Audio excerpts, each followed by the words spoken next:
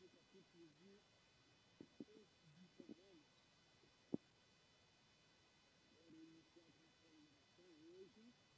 Então, nós depois de hoje nós vamos trabalhar de maneira diferente. Nós apenas estamos no capítulo 8, vamos lá, os ritmos romanos,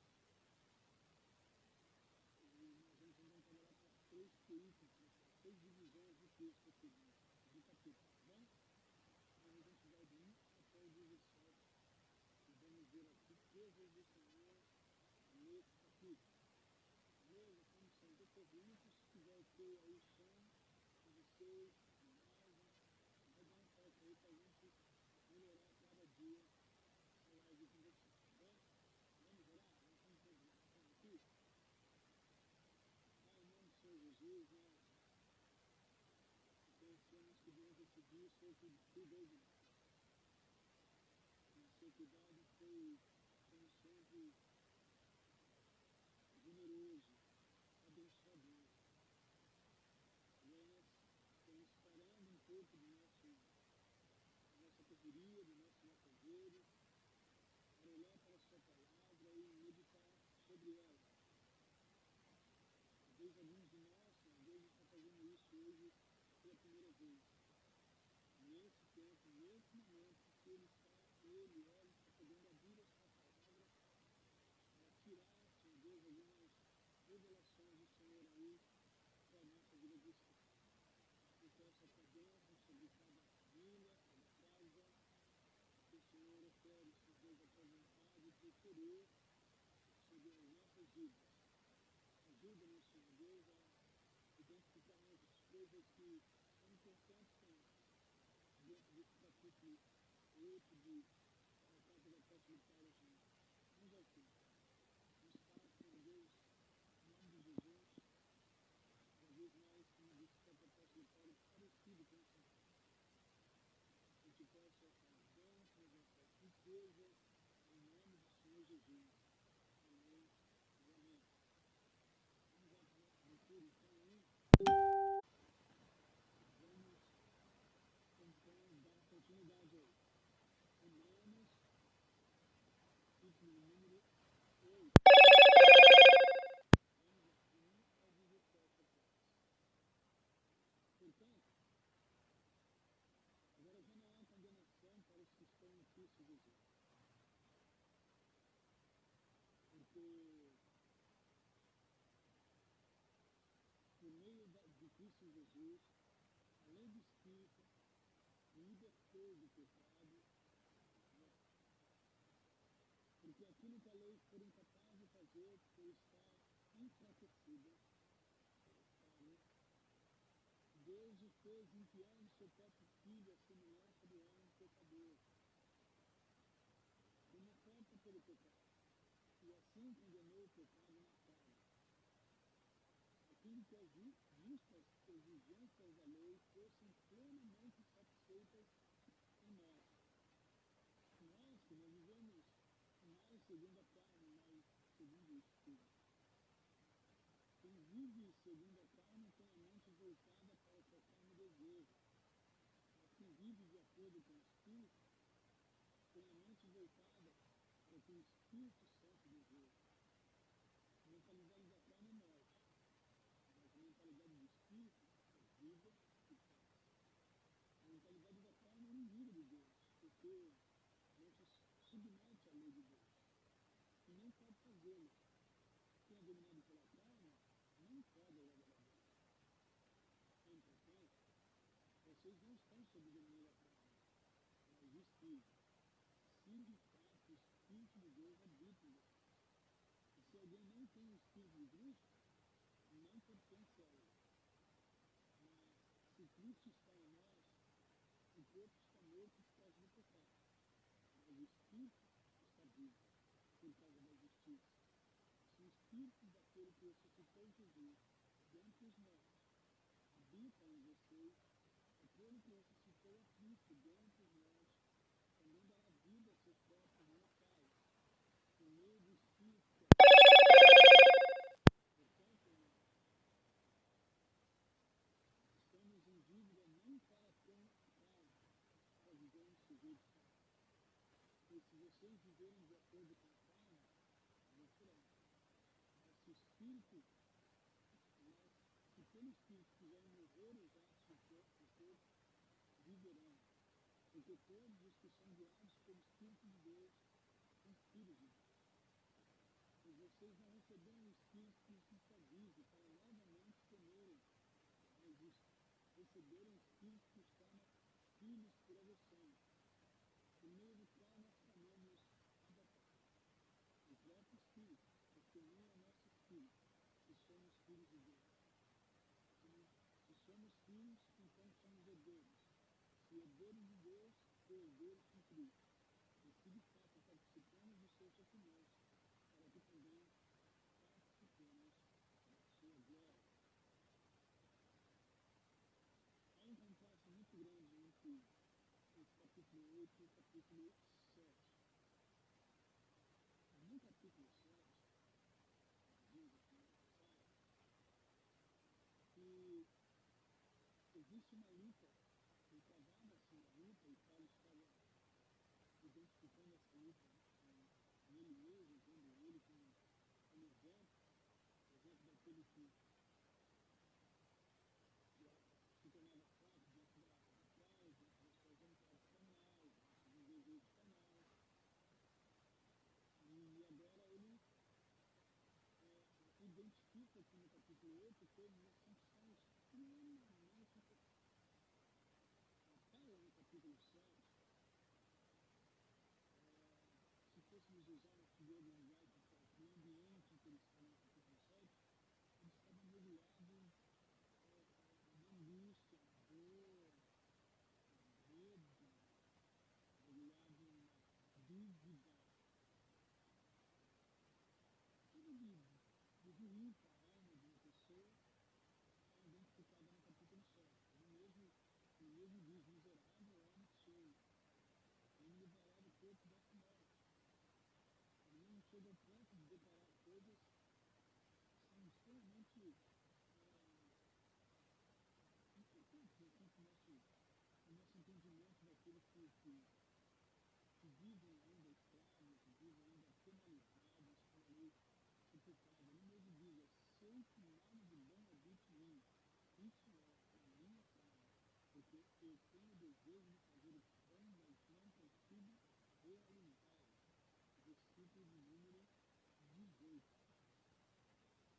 E o mais interessante que me desce, que acontece com o 7 e 8, é que no versículo 6 do capítulo 7, ele diz assim: agora morrendo para aquilo que antes nos prendia, fomos libertados da lei, para que sirvamos conforme o novo Espírito e não segundo a velha lei da Escrita.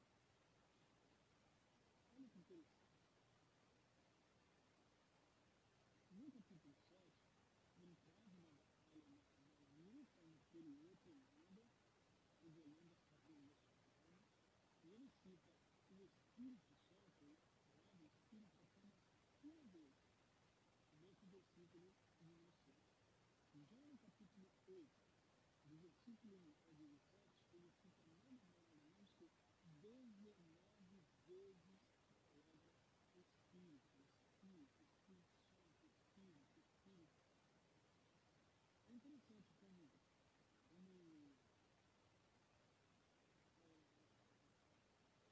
a mudança de Paulo, as mudanças das circunstâncias emocionais em Paulo, elas são atribuídas à pessoa do Espírito Santo de Deus. Como nós já falamos em capítulos anteriores, tanto os cristãos judeus como os cristãos gentios que estavam pisando em Roma, estavam encontrando muita dificuldade para exercerem darem ao Espírito Santo digamos assim, a proposta de comandar a mente e o coração deles. Eles tinham muita dificuldade. Por quê? Porque um judeu cristão trazia consigo as leis do judaísmo. Por isso que Paulo fala muito de lei, graça, aqui, durante essa carta toda. Eles traziam consigo essas práticas. Eram inseridos na lei, voltados para a lei, dependentes da lei.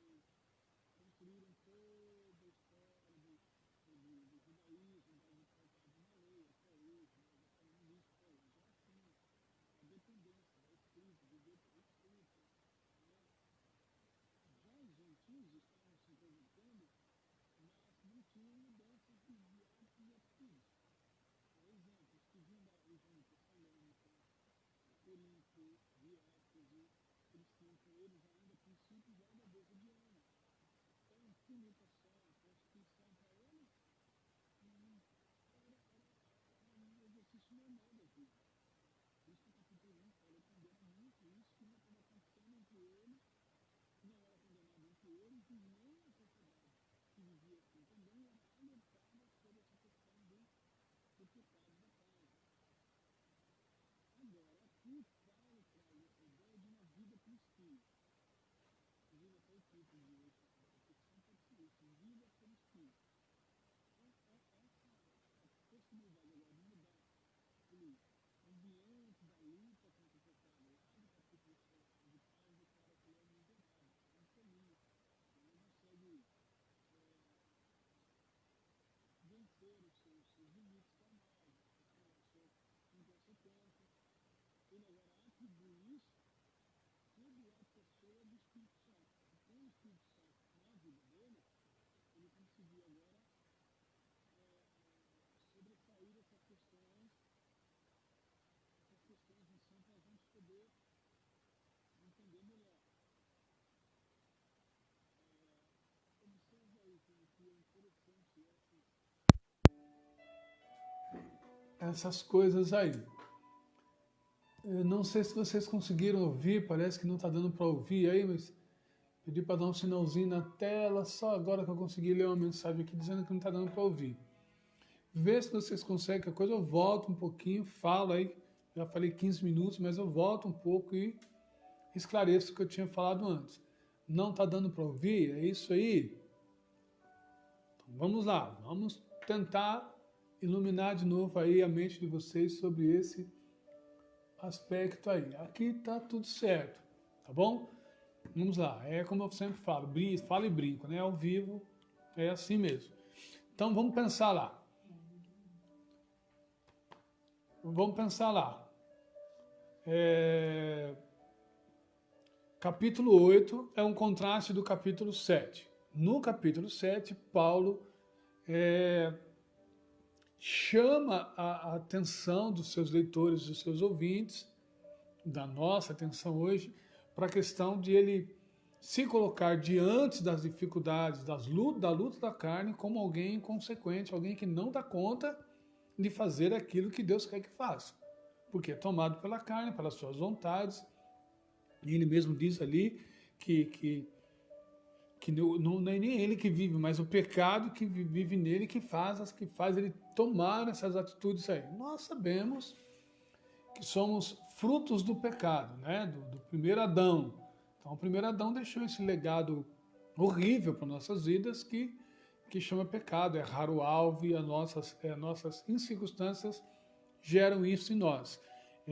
Ele também faz uma declaração aqui, como eu disse aí um pouquinho antes, que ele sabe que nada de bom habita nele, ou isso é na minha carne. Então, ele sabe que o velho homem, o velho Paulo, ou Saulo de Tarso, era uma pessoa extremamente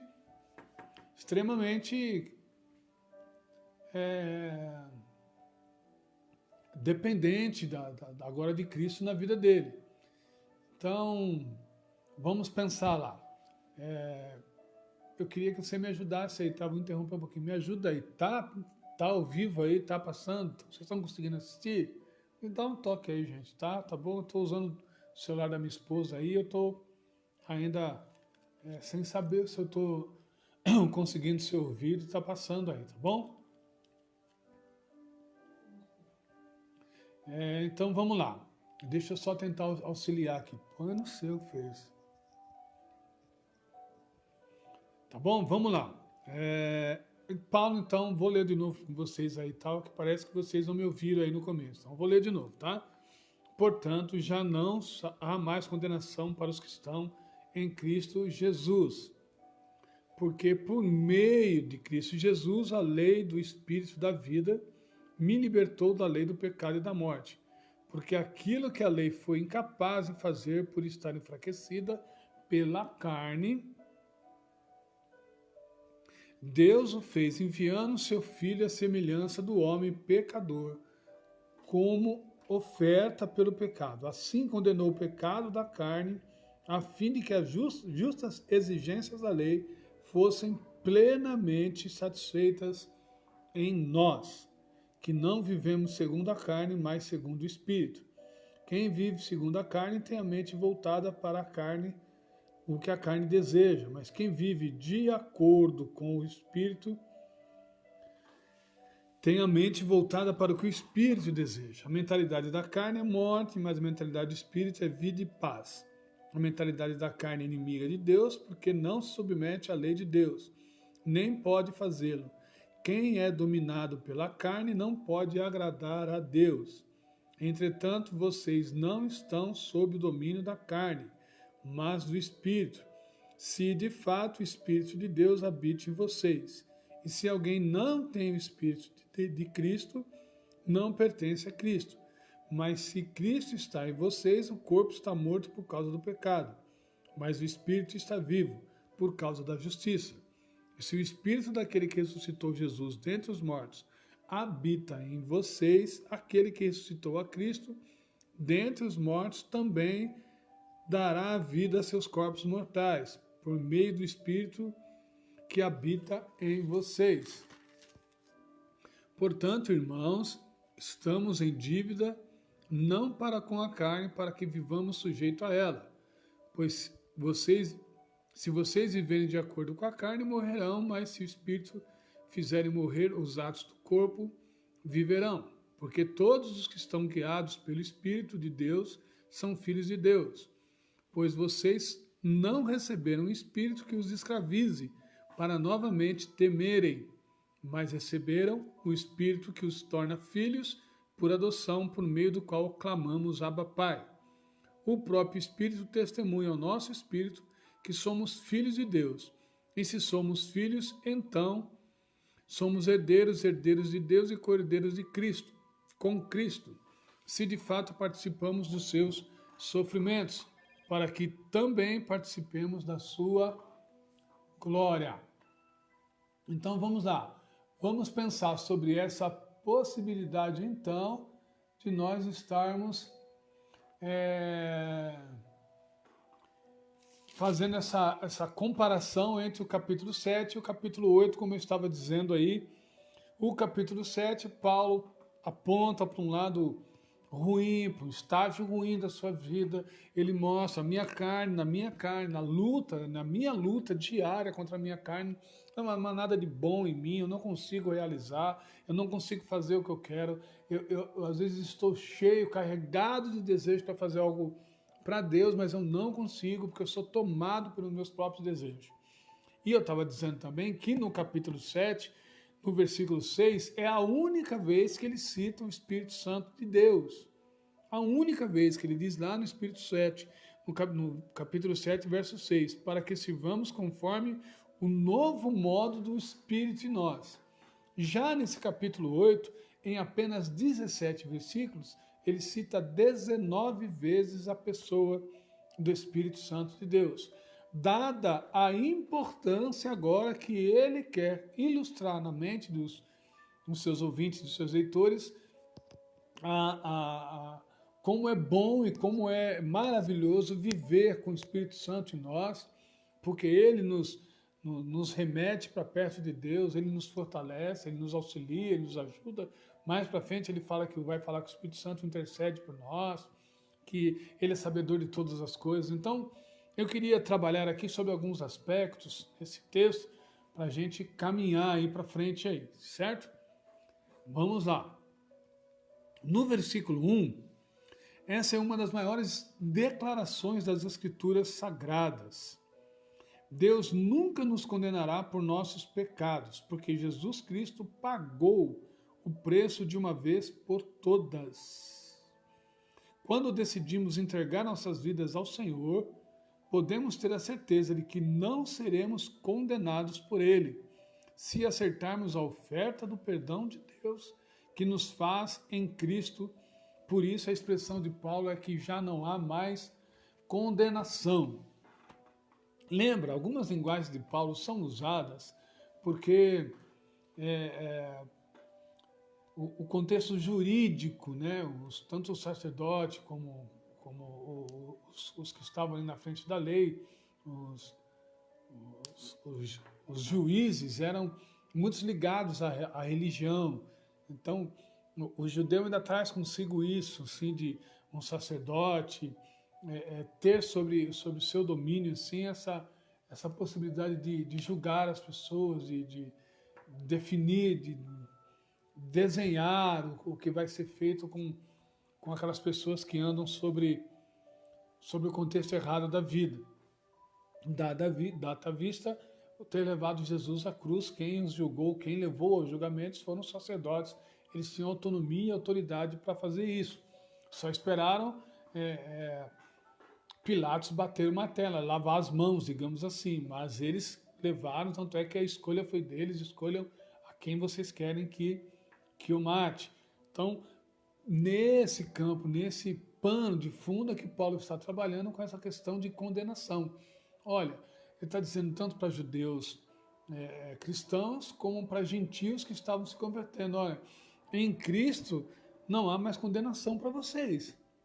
Cristo liberou vocês, ele mesmo disse, porque por meio de Cristo a lei do Espírito de vida me libertou da lei do pecado e da morte.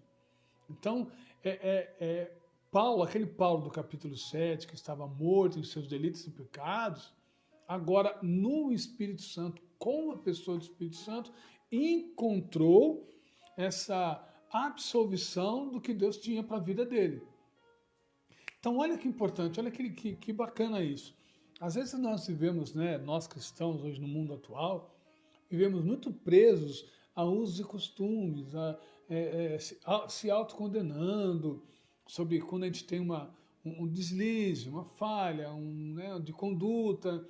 Então nós nos responsabilizamos, nós fazemos até como Paulo faz no capítulo 7, assim, miserável, eu sou um miserável, eu não sou consigo, eu sou fraco, é isso mesmo, não é só Paulo, não sou eu, só eu, pastor Tadeu, não, todos nós temos esses momentos assim que a gente olha e fala, pô, poderia ter feito melhor, poderia ter feito diferente, poxa vida, falei de novo aquilo. Então, essa justificativa nossa diante do pecado é que faz com que a graça nos alcance e nos justifique diante de Deus. Porque nós reconhecemos a nossa fraqueza, as nossas limitações, as confessamos, nos arrependemos dela. Então, essa expressão de Paulo traz um sinal de alívio sobre a nossa vida espiritual. Não há condenação para os que estão em Cristo Jesus. Amém e amém, glória a Deus. E ele continua dizendo aqui no versículos de 2 a 4, e eu queria tirar uma ilustração aqui de um historiador que eu estou lendo aqui, tá? Ele diz assim, assim que reconhecemos que quão impotentes somos para lutar contra a nossa natureza pecaminosa, o passo seguinte é olhar para Deus e procurar fora de nós mesmos o poder de que precisamos. O Espírito de vida que Paulo menciona aqui é o Espírito Santo. Ele estava presente na criação do mundo e está disponível para nos ajudar à medida que permitimos que o Senhor recrie nossa vida de acordo com seus planos. Não podemos vencer sozinho o pecado que nos odeia, mas Deus é mais do que capaz de nos ajudar. E Ele enviou seu Filho Jesus Cristo e destruiu o poder do pecado mediante a morte e ressurreição. Agora podemos nos abastecer do poder para obedecer ao plano de Deus por meio do Espírito Santo que está disponível a cada um de nós. Então vamos lá. Se Paulo, quanto no pecado, não conseguia reconhecer a presença marcante do Espírito Santo, ou reconhecer de maneira muito pequena, já que tomado pela essa absolvição, por essa graça que o alcançou, ele consegue falar muito mais da pessoa do Espírito Santo. E qual é o papel do Espírito Santo por nós aqui? Ele vai falar um pouco lá na frente, mas vamos pensar aí. Em grego, dá a ideia de advogado, de paracleto. Então, é o nosso ajudador, é o que intercede por nós, é o que nos mostra que estamos errados, ele nos corrige, nos ajuda nas nossas nas nossas fraquezas. Então, o papel do Espírito Santo realmente é esse, é fazer com que o que está dentro de nós, que nos limita, nos ajude a entender e nos aproxima de Deus. Ele sela conosco, né? Ele também tem essa característica de ser o selo, né? Até Paulo chama ele de a pessoa do Espírito Santo de selo de Deus na vida do crente. Então nós somos selados pelo Espírito Santo de Deus em nossas vidas. Então essa ideia aqui desse historiador é de que muitas vezes, né, e eu comungo com ele disso também, é que muitas vezes nós, tomados por algumas ações, algumas coisas que acontecem conosco, a gente vai limitando esse poder do Espírito Santo de nos libertar daquilo. Exemplo, temos um hábito ruim. E às vezes nós, assim, de maneira geral, do conceito de hábito, achamos que vamos ser dominados por esse hábito o resto da nossa vida, né? Vamos viver com Deus, mas esse hábito eu tenho dificuldade, esse hábito, como eu lido com adicção, com adictos, né? Eu escuto muito esse tipo de fala deles aí, né? Eu tenho esse problema, eu tenho essa dificuldade e luto contra isso tanto tempo, mas toda vez que eu me deparo com isso toma minha vida, toma minha paz, rouba minha paz. E é interessante que o papel do Espírito Santo é justamente nisso, é nesses momentos de fraqueza, nesse momento de limitações, a gente voltar para Deus e falar, Senhor, faz aquilo que eu não consigo fazer. Essa é a ideia de deixar o Espírito Santo para a gente, esse ajudador, esse sustentador, o que nos abraça, que nos acolhe. Então é para essa ideia, dos momentos difíceis, nós entendermos o quanto nós somos dependentes do Senhor. Já o versículo 5 e 6, que eu quero ler de novo com vocês, diz assim, quem vive segundo a carne tem a mente voltada para o que a carne deseja, mas quem vive de acordo com o Espírito tem a mente voltada para o que o Espírito deseja. A mentalidade da carne é morte, mas a mentalidade do Espírito é vida e paz. Paulo classifica aqui as pessoas em duas categorias. Aquelas que se deixam controlar pela natureza inferior e as que seguem o Espírito Santo. Uma vez que tenhamos tomado a decisão de entregar a nossa vida a Deus, é uma decisão diária, uma tomada de decisão consciente de seguir sempre caminhando por esse caminho. Precisamos buscar ao Senhor continuamente, entregar nossa vida a Ele todos os dias e refletir com honestidade sobre a nossa vida com o objetivo de enxergar a verdade sobre nós. Falar a verdade, aceitar a responsabilidade por nossos atos e confessar os nossos pecados abandonando o passado, permitindo que Deus redirecione nosso rumo e continuar sempre crescendo em rumo a uma espiritualidade. Então, assim, irmãos, vamos lá, contrastes, estamos aí com um bom tempo de aula, contrastes entre os capítulos, que é nisso que eu queria focar nesse estudo com vocês. Capítulo 7, um homem apresenta um ser humano tomado por ele mesmo, pelas suas vontades, pelos seus desejos, pelas suas lutas interiores, e um homem que se coloca como incapaz de seguir a Deus porque está nesse caminho. No capítulo 8, né, capítulo 7 ainda, ele está num buraco, enfiado num buraco, num conceito totalmente negativo. No capítulo 8 ele dá um up, ele sai desse buraco, ele entende que agora é guiado pelo Espírito, cheio do Espírito Santo, ele vai conseguir viver uma vida que agrade ao Senhor. Então, por mais oportuno que seja, o Espírito de Deus vivo dentro de nós deve nos levar a uma vida de dependência do Senhor. Paulo começa esse capítulo trazendo à nossa mente, no nosso coração, essa condição. Temos que ser todos os dias, em todos os momentos, dependentes do Senhor Jesus. Eu falei aqui, entregar nossa vida para Deus todos os dias. Não é aquela entrega que nós fizemos lá, um conceito de não ir para o inferno. Então não é essa a ideia, é entregar todo dia, né? Eu tenho esse hábito assim, né? E todo dia eu vou sair com a minha moto ou com o carro. Antes de sair, eu faço uma reflexão rapidinho. Eu vou saindo, eu faço uma reflexão rapidinho. Senhor, meu dia está nas suas mãos. Então, me leva dentro desse carro, me guarda nesse carro, me guarda nessa moto. Né? Então, é uma entrega. Todo dia está nas suas mãos, está nas suas mãos. Eu sei que eu pertenço a Deus, eu sei que eu temo a Deus, sei que eu tenho Ele como Senhor e Salvador, mas é como se fosse tomado por uma intimidade, uma dependência do Espírito Santo. Eu sei que Ele está em mim, mas mesmo assim eu quero que Ele esteja mesmo assim de uma maneira muito real. Eu quero experimentar esse cuidado do Senhor sobre a minha vida aí, tá bom? Então, assim, vamos tirar algumas aplicações aqui para o nosso contexto.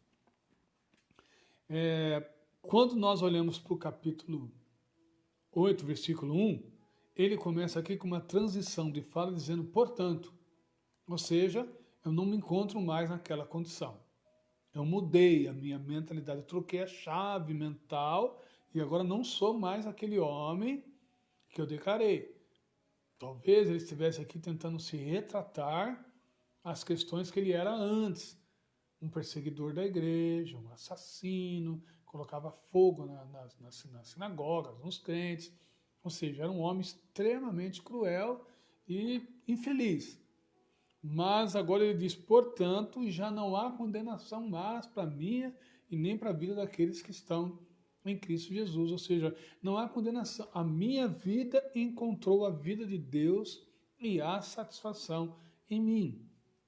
Então, queridos, vamos pensar sobre essa questão de também usar essa expressão do português para o nosso comportamento diante de Deus.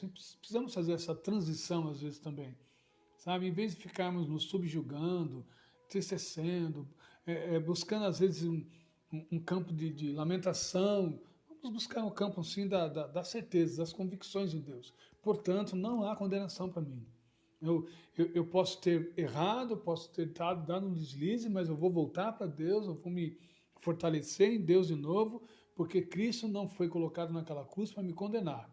Foi colocado lá para me salvar, para me dar vida e vida com abundância. A segunda questão que eu queria trabalhar com vocês essa noite, bem rápido, é essa questão de viver na dependência do Espírito Santo, reconhecer como o Espírito Santo é importante na nossa vida. Quando em pecado, ele só conseguiu reconhecer uma vez e nem chamou o nome completo, ele diz apenas que era viver do novo modo do Espírito, ou seja, não posso mais viver pela carne, mas um novo modo do Espírito. Uma vez. Quem está no pecado tem dificuldade, ou quem se encontra na luta constante contra a carne tem dificuldade de entender como o Espírito Santo é importante e oportuno para a nossa vida. Então, em nome do Senhor Jesus, assim, tenha essa convicção, essa certeza no seu coração. O Espírito Santo está aí para te ajudar, para te acolher, para te orientar, para te mostrar os seus erros, mas não de maneira acusatória, mas para aliviar o fardo, para fazer com que você encontre essa paz que só Jesus pode nos oferecer. E é muito mais interessante ainda caminhar sobre essa questão jurídica, quando nós olhamos aqui, que Paulo fala assim, olha, esse Espírito me libertou da lei do pecado e da morte. Olha que legal. O capítulo anterior, ele diz assim, ó, no último versículo 25, graças dou a Jesus Cristo, nosso Senhor, de maneira que com a mente eu sou escravo da lei de Deus, mas com a carne eu sou da lei do pecado. Ou seja, a minha mente mudou. Eu dou graças a Jesus Cristo, porque através dele, da morte dele, da reconciliação que ele gera em mim, entre eu e Deus, eu sou, sim, eu tenho uma lei do pecado diante de mim, mas essa lei não me condena mais, porque eu estou em Cristo Jesus e o Espírito Santo me conduz à pessoa de Deus. Então, essa lei que ele está falando aqui é aquela lei que foi redigida pelos homens intencionalmente para trazer um conserto em Israel. caso lá de Êxodo, capítulo 20, lá, não matarás, não roubarás, não furtarás, não dará mau testemunho, não terá diante de mim outros deuses, né? Essas coisinhas, não cobiçarás. É essa lei, por quê? Porque as pessoas foram perdendo um sentido da vida, então aqui em Romanos também está diante deles essa dificuldade. Os judeus cristãos envolvidos na lei e olhando para aqueles que estão em pecado e a lei os impedindo de ir lá e oferecer a graça. Os que estavam em pecado tinham dificuldade de entender a lei, então olhavam para os que estavam na lei e viam eles como inimigos de Deus, porque estão envolvidos na lei. Olha que contraste. Paulo vem, desconstrói tudo isso e diz, olha, é o Espírito Santo, é a pessoa do Espírito Santo, é na pessoa do Espírito Santo que a gente conta a graça, o alívio e a reconciliação com Deus. E para mim terminar, olha que interessante esses versículos finais que Paulo diz assim, ó, vocês não receberam um espírito que os escravize, para novamente terem medo, mas receberam um espírito que os tornaram filhos por adoção, por meio do qual nós clamamos, Abba, Pai. E esse próprio Espírito testemunha ao nosso espírito que somos filhos de Deus. É interessante, ele usa aqui uma expressão no aramaico aqui, Abba. Abba é paizinho. Ele trata o Deus aqui com muito carinho, né? O próprio Jesus citou isso também nos evangelhos, dizendo Abba, Pai. Então ele está tratando aqui com a pessoa de Deus com muito carinho. Mas olha que frases interessantes que eles usam assim, ó. Nós não recebemos um espírito que escravize. Ou seja, aquela ideia de Jesus lá em João 8,32, quando ele diz, vocês vão conhecer a verdade vai libertar vocês. Então, eles eram escravos em Roma, por quê? Porque Roma agora era o grande império, era a cidade-luz, e eles estavam ali sendo escravizados, tendo que se tornar soldados, tendo seus impostos superfaturados. Então, eles estavam, de uma forma ou de outra, escravizados. E também escravizados pela lei, porque não davam conta de viver aquilo. Então, eram frustrados, tristes, roubados. É interessante como essa expressão traz à mente dos leitores daquela época essa questão de agora, em Cristo, encontrar essa liberdade. Esse Espírito agora não escraviza mais vocês. Vocês não precisam ter medo. Vocês não têm medo de se entregar, de se tornar independentes. Não é um espírito de temor, é um espírito de graça. Vocês receberam esse espírito para se tornarem filhos de Deus. Lembra de João 1, capítulo 1, verso 12, que diz, olha, eu vim para os meus, mas os meus não me receberam, mas a todos quantos me receberam foram dados a eles o direito de se tornarem filhos de Deus. Paulo está simplesmente aqui carimbando aquela frase lá atrás. Está carimbando, olha, esse Espírito Santo que foi lá de João 14, eu vou para o Pai, mas vos enviarei meu Espírito. Esse Espírito Santo agora aqui tira aquele temor da escravidão e traz um alívio, traz um refrigério, traz uma confirmação de que Deus agora está resgatando, trazendo para si o que se havia perdido. Lembra lá Lucas 19, verso 10 lá? Que o Filho do Homem veio buscar e salvar o que se havia perdido? Pois é. Aí eu falei que ele fala que nós clamamos por uma concepção de agora ter Deus como de maneira carinhosa, não mais um Deus legalista, não mais um Deus jurista, mas um Deus paizinho, um Deus acolhedor, um Deus que tem afinidade com o seu povo. E isso vai nos dar a nós, dava a ele, dá a nós também o direito de nos tornarmos herdeiros, co-herdeiros com Cristo.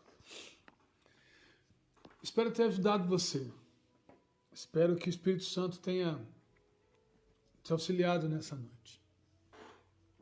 Essa grande importância de estarmos em Deus e vivermos para Deus. Como isso é importante para a nossa vida. Então vamos encerrar com 3 frases aqui. A primeira delas, troca a chave, meu irmão, troca a chave, minha irmã. Não tem condenação nenhuma sobre a sua vida, não há Não há nenhum problema que possa te tirar de Deus, a não ser que você tome essa iniciativa. Nós somos justificados em Cristo. A graça nos alcançou. Se está num momento difícil na sua vida, se está num momento de angústia, de dor, de luta, ora a Deus. Fala com o Senhor e fala, Senhor, me perdoa. Fiz de novo. Fiz de novo. Porque a expressão de hoje é: nenhuma condenação há para os que estão em Cristo Jesus. O segundo ponto, e a segunda frase que eu queria deixar para vocês: se encham do Espírito todos os dias. Não há limite para a presença do Espírito Santo em nós. Se enche.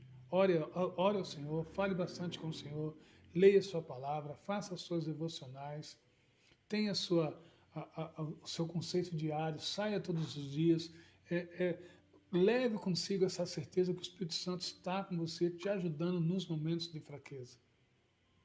E a terceira expressão, não tenha medo.